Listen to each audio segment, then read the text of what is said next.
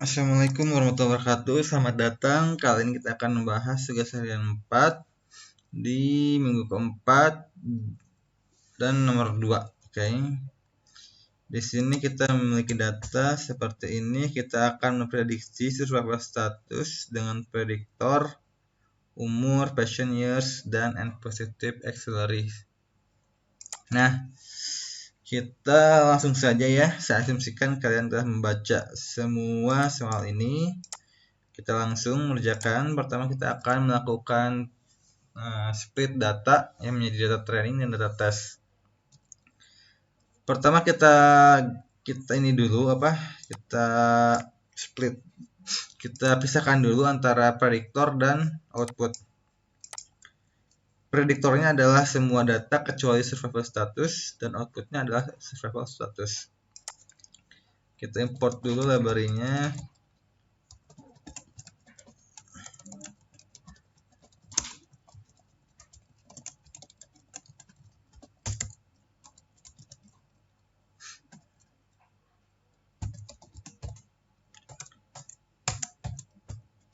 Survival status. Y-nya adalah df survival status. Ini jangan lupa kita kasih axis 1 ya. Kemudian kita split ya. X-train, X-test, Y-train, dan Y-test. Train test split. Kemudian X, Y, test size-nya itu 0,25.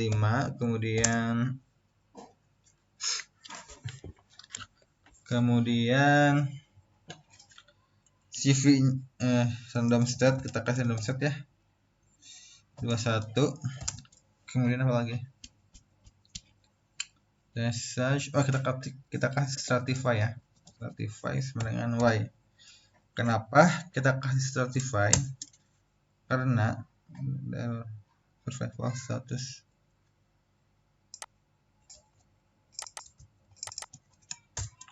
Karena kalau kita lihat ya, output kita itu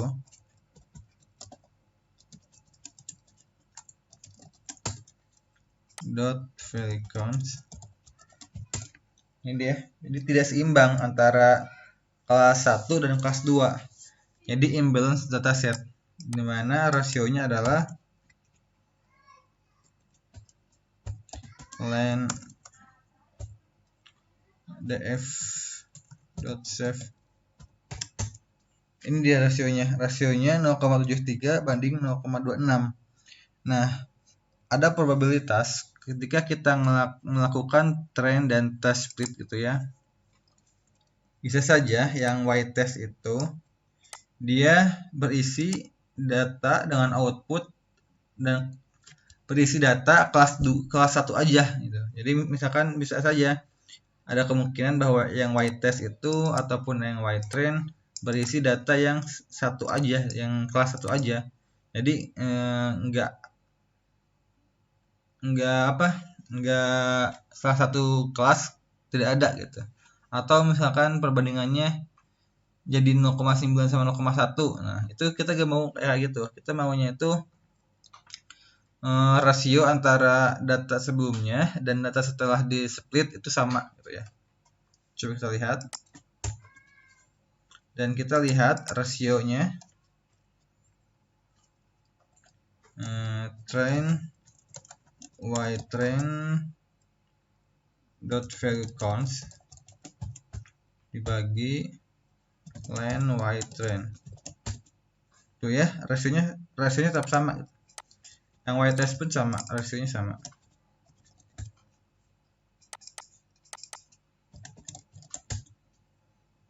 Y test. Tuh ya, rasionya sama. Kalau misalkan tidak memakai ini, tuh ya, ini 0,8, ini 0,1 gitu, ini 0,7, ini 0,29 kayak gitu. Kita coba lagi yang lain. Tuh kan berubah kan ya. Kalau pakai stratify rasionya sama. tuh kan ya, rasionya sama seperti sebelum di split kayak gitu.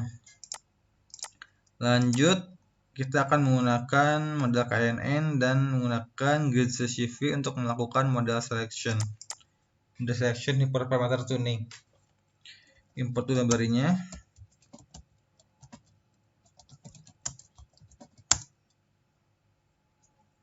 Import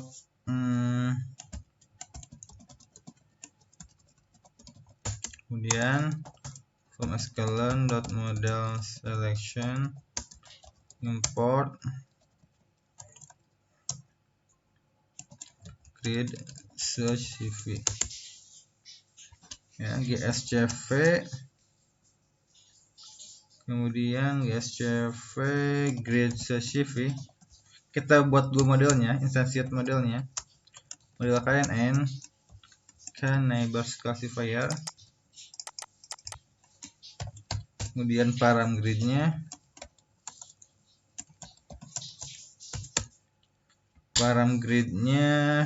and neighborsnya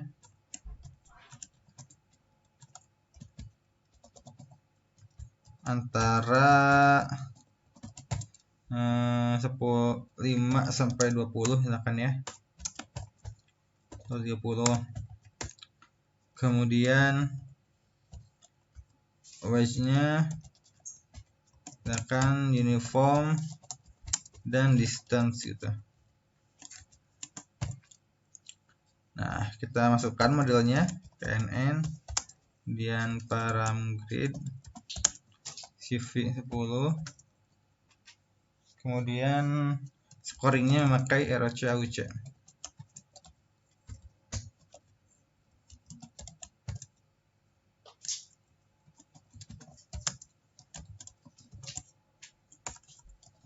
Kita latih datanya.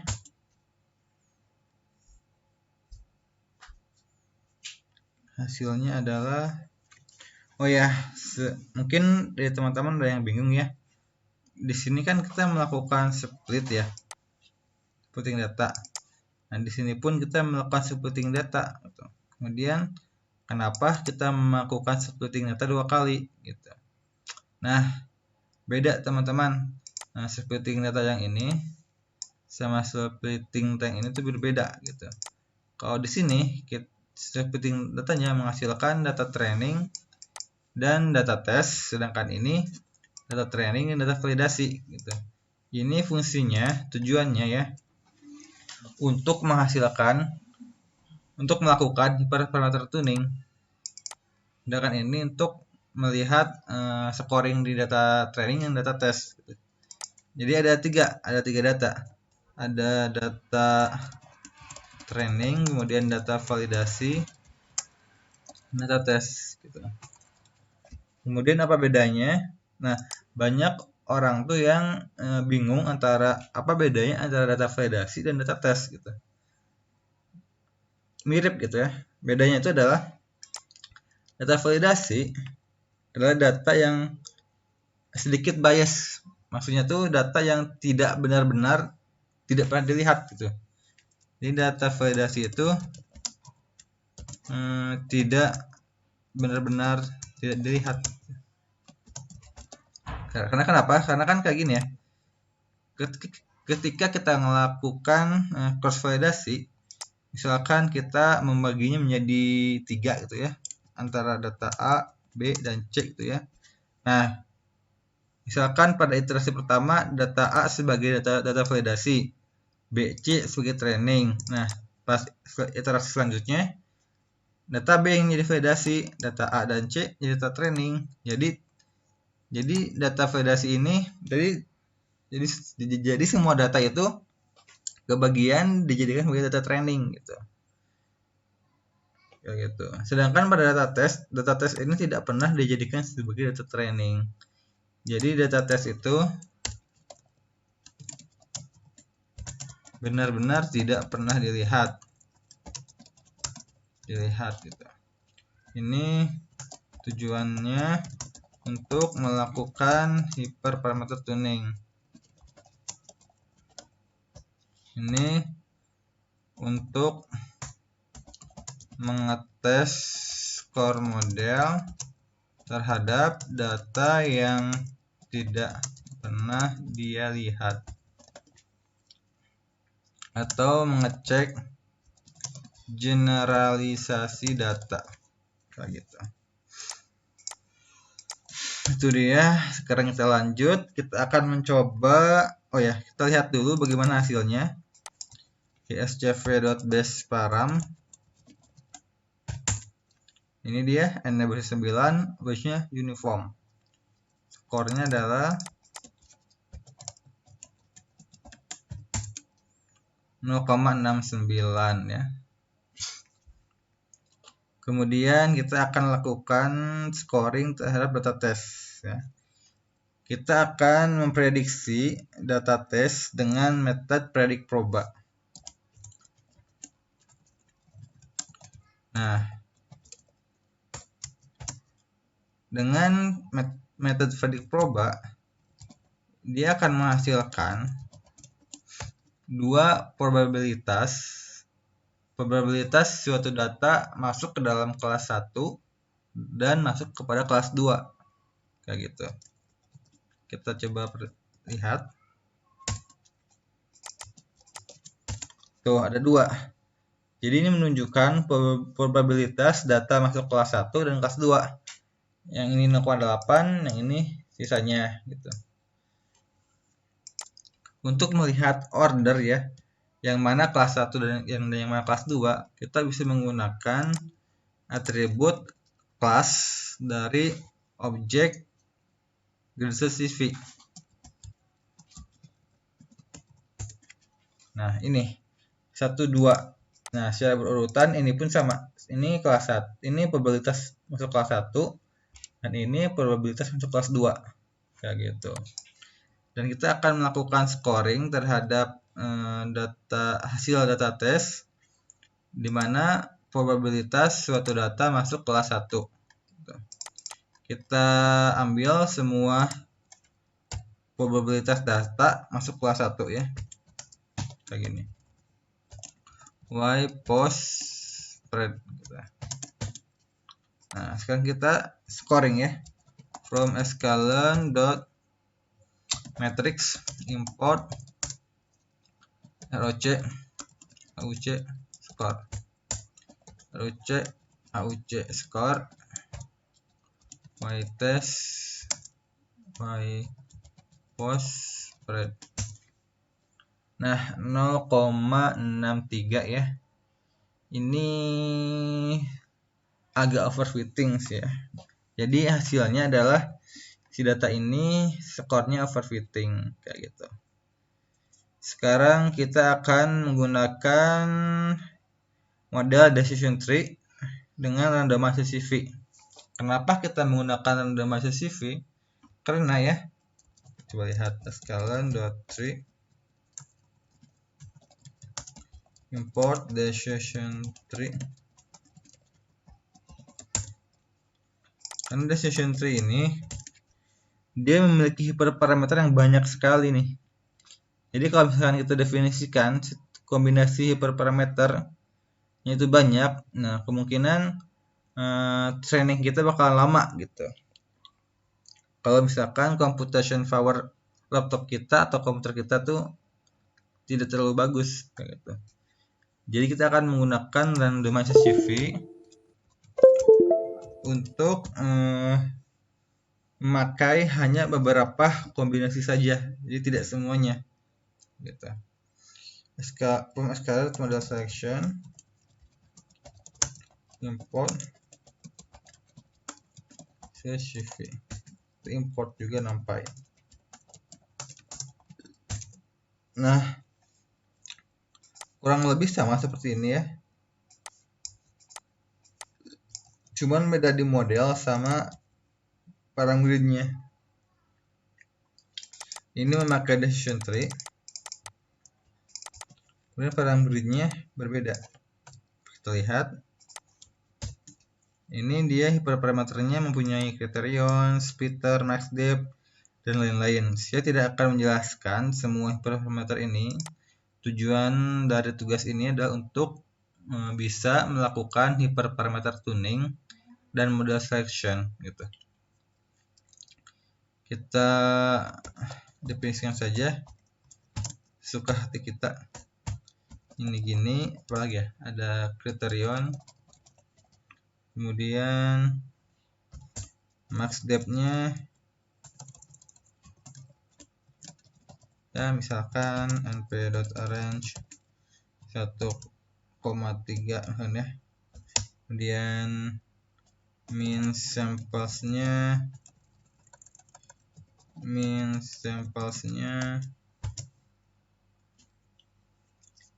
np.arrange 1,100,20 itu. Kemudian lagi ya, max feature np.arrange 3 itu ya. Kemudian apa lagi, class wag ya, class wag, karena data kita class imbalance, rasanya perlu untuk mendefinisikan class wag ya.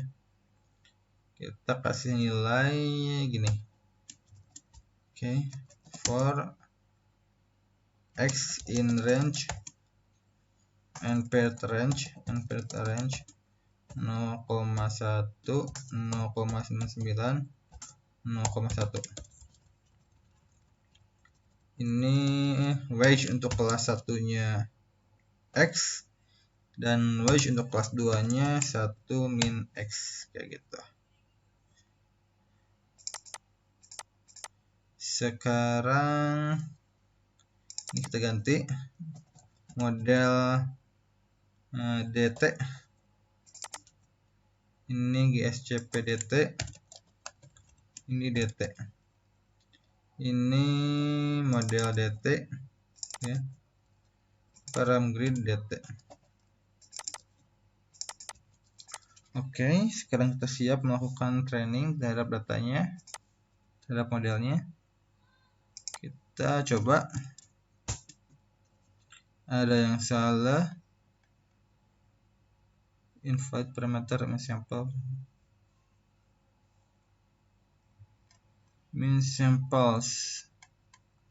Coba kita lihat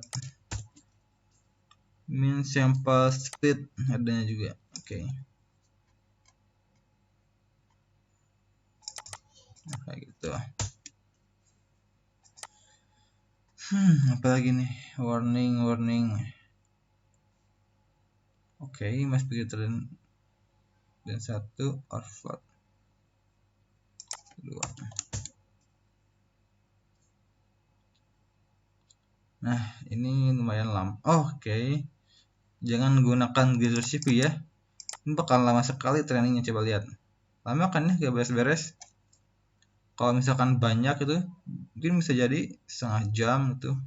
Kalau misalkan banyak banget ininya parameternya, karena harus mencoba berbagai kombinasi parameter gitu. Kita gunakan random by CCP saja dengan secara random memilih sebanyak 50 kombinasi ya. Sini RSCV.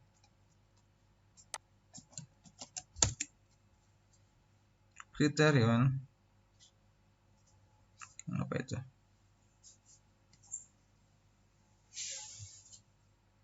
Fit fail warning, is it a fit fail?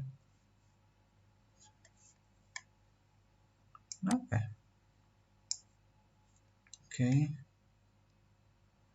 Warning saja.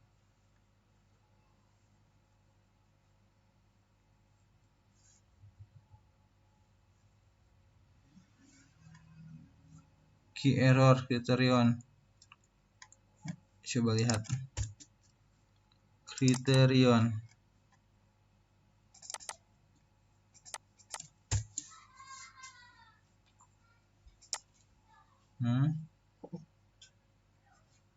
Oh, ini bukan kriterion, entropi maksudnya ya. Oke.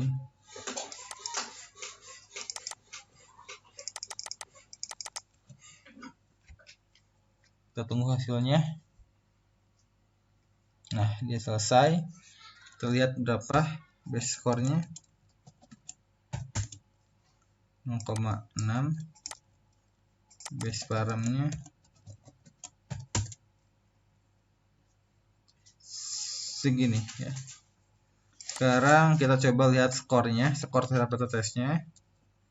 Y post spread rscv.predict proba x test 1, kemudian ROC AUC skor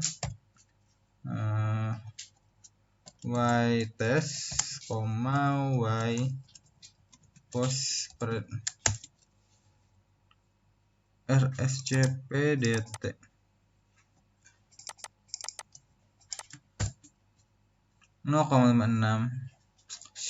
Underfitting ya, sangat jelek. Oke, gak apa-apa, tapi kita telah berhasil melakukan hyperparameter tuning dan model selection dengan GCCV dan randomized CV. Segitu, terima kasih. Wassalamualaikum warahmatullahi wabarakatuh.